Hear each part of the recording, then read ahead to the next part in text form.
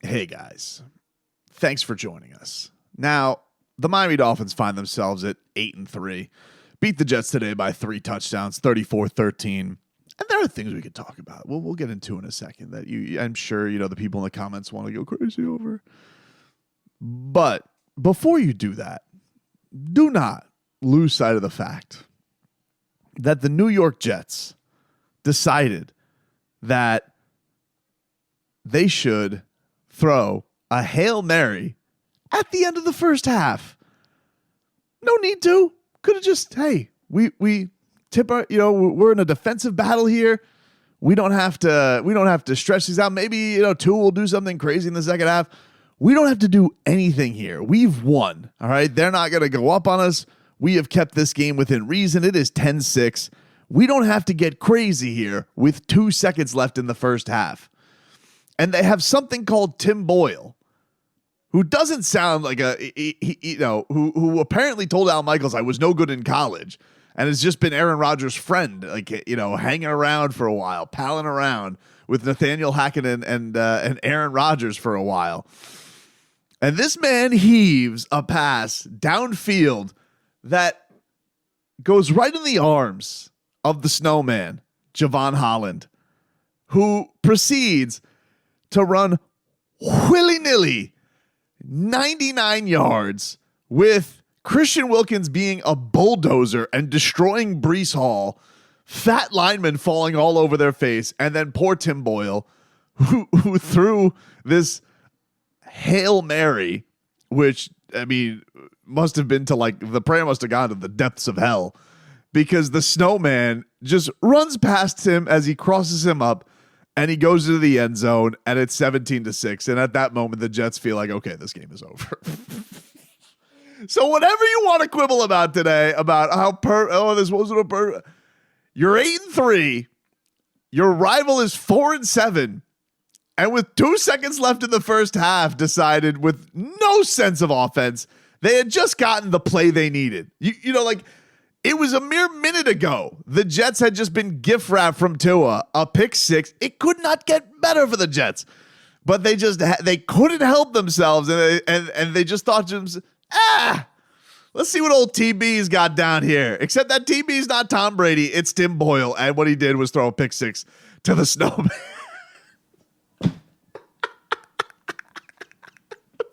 Jets, dude. You really are this franchise.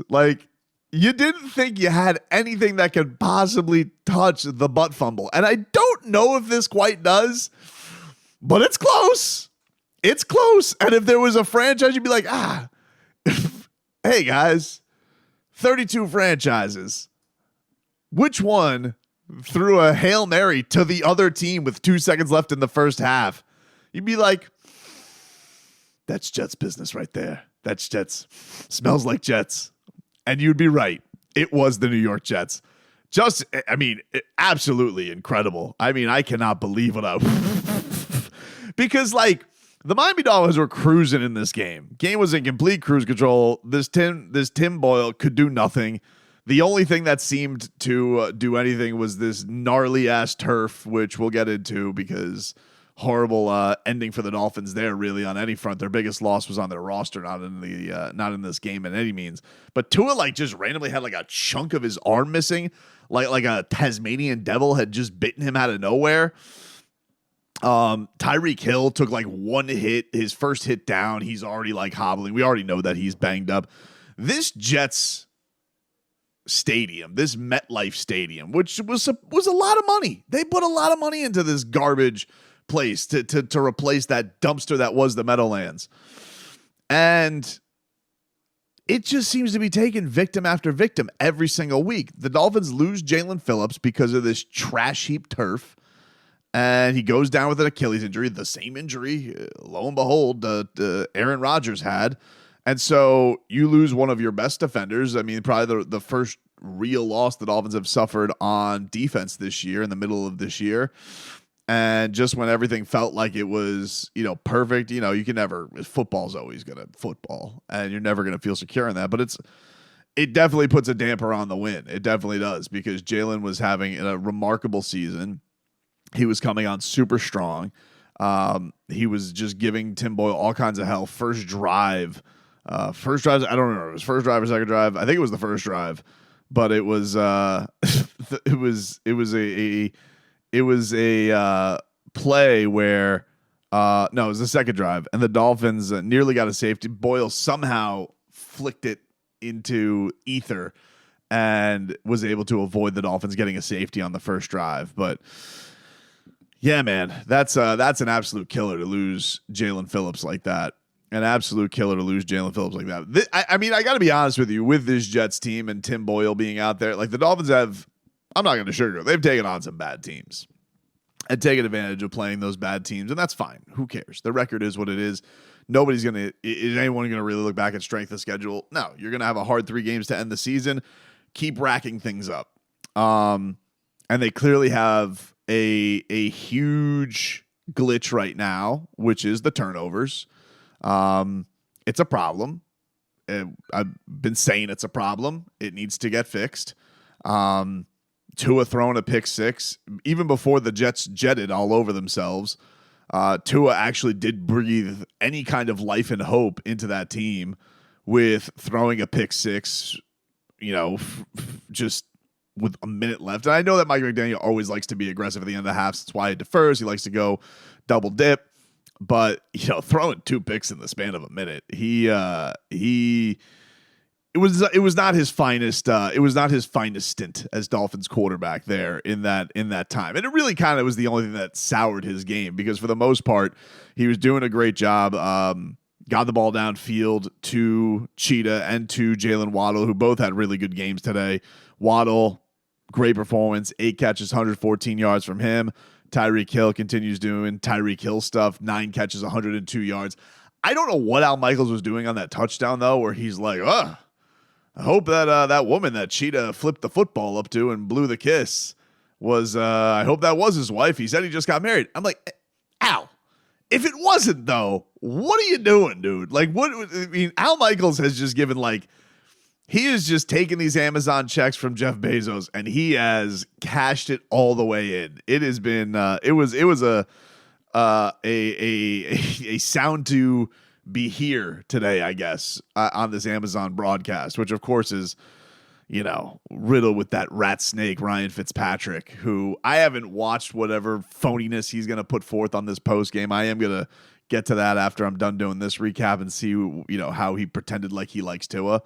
But he picked the Jets to start, for this game. And even they were afterwards. Richard Sherman, I heard a little bit of him. We were like, well, if the Jets had a competent offense, like, dude, they lost by 3 touchdowns. I mean, the Dolphins methodically gouged them after, starting to run the football. And it was I think that was a really, really encouraging sign for the Dolphins offense today is the way they ran it.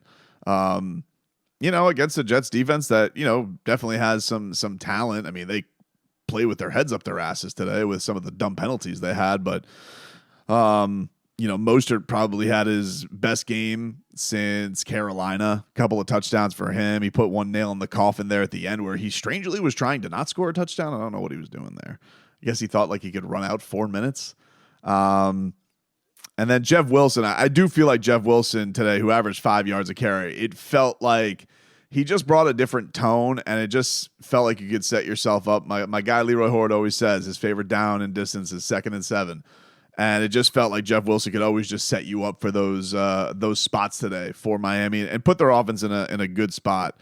So yeah, there's going to be things that the Dolphins still need to clean up. And I do think that a lot of them reside with Tua. I do think that he hasn't exactly been playing his best football this last month. And I say this as a guy who's a huge fan of the guy, as was backing him, and is trying to just do this in a normal sense. Like, I don't want to do the thing where I don't think Tua can be the guy, and I don't think Tua can.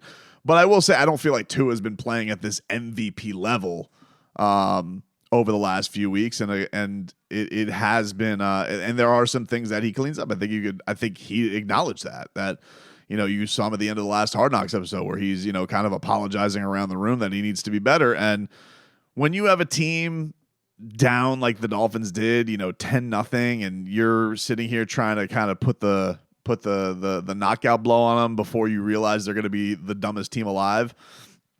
Yeah, Tua's got to be better than this. It's the one thing you can't do is throw them a pick-6. You can't do it. And he gave them a little bit of life. Now, to be fair, they come out there and they do a good job the next time around and come out of the half with a better sense of things. And it's one of these things where they, I think, need to find, I don't know what it is. I don't know if it's a rhythm thing. I don't know if guys are, if defenses are recognizing something with him, or it's just a matter of the interior line is just not as good, so he doesn't feel as comfortable in certain spots. I do feel like there were a couple times today where you just found like he was, in a bit of a, they were able, it was just a couple of times where they were able to just knock him out of his comfort zone in some spots. But I do feel like this is something that is, if you've watched Tua throws some wolf interceptions. He just does.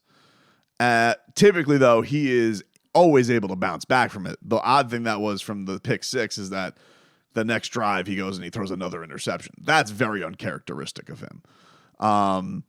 And usually guys who are going to throw down the field and are going to throw picks. So he's up to, I think, 10 on the season. It's right there in that Mahomes range. That's going to happen. They did have another fumble exchange issue today, which was late in the game. Game was kind of out of reach anyway, but that's another one that needs to, the fumbling almost is driving me more nuts than the interceptions is. Pick-6 is obviously the worst thing that could happen, but it was all in all, dude. I mean, you smoked the Jets 34-13. They're a terrible team. You have their fan base just going absolutely insane. They're so angry at everything. I don't know if this is one of those national games that Dolphins are going to get a ton of credit for. I think if anything, people will, still kind of raise an eyebrow at it. To me, the good things out of this, the defense continues to maul. They continue to do awesome stuff. To get Jalen Waddle the way that they involved him today, I was really happy with that. Loved the run game today. We're really talking about a 60-second glitch on the day, which kind of makes you think like, ugh. All right, that's still not quite cleaned up yet. Because and the reason it makes you feel that way is because the turnovers were already an issue, and they were an issue coming into this game, and they've been the issue this season. Where like last year, pre-snap penalties were the issue of the Dolphins. Right now, the number one issue for the Dolphins is taking care of the football. That's it, and it really feels like if they do that, you're not going to wreck the machine. The machine is going to keep humming, but they this Jets team, I mean, they can't put up a fight. This team is embarrassingly bad. Embarrassing. I was trying, like, are they worse than the Giants? And I think they might be worse than the Giants. And then are they worse than the Patriots? I think they were worse than the Patriots in the games this year. So that was, I mean, I really just felt like the Jets had, they can talk all they want about this. Oh, the defense had this defense brought something. And I'm like, yeah, did it?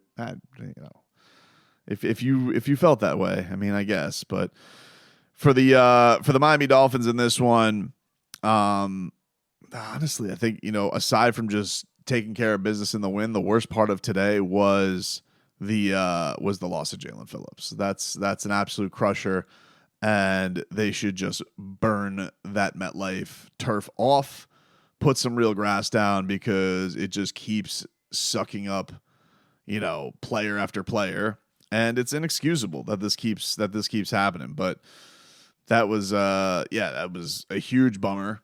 And the only thing that can make you smile a little bit out of that, just to kind of ease the pain, is you can go back and you can watch Tim Boyle try and throw a Hail Mary at the end of the first half, and instead he throws a touchdown to Jevon Holland for 99 yards. That's the only thing that'll make you smile and delight a little bit after a loss like that. But Jets, man. I mean, think about all, you want to talk about hype. People talk about the Dolphins hype. Oh, you're sick of the Dolphins. Think about all the Jet up, all the headlines that we had to hear with this mother bleeping team all year. Oh, the Jets are going to the Super Bowl, and they still couldn't help themselves. The Aaron Rodgers, I had to watch that gross graphic of him getting his Achilles put together. Blech. And all this just for him to come back to a 4-win team and probably get obliterated by the Miami Dolphins and their defense. Christian Wilkins nearly killed Tim Boyle today on multiple occasions. He was a wrecking ball, and he, continues his just monster stint. 2 sacks for him today. Agba had a sack and a half. How many guys had sacks today on Tim Boyle? 7 sacks on this poor bastard today. Sealer had a sack. Deshaun Hand got a sack at the end. Sheesh. Phillips before he got hurt. Just an absolute destruction and throttling of this poor guy. But move on. Commanders coming on up.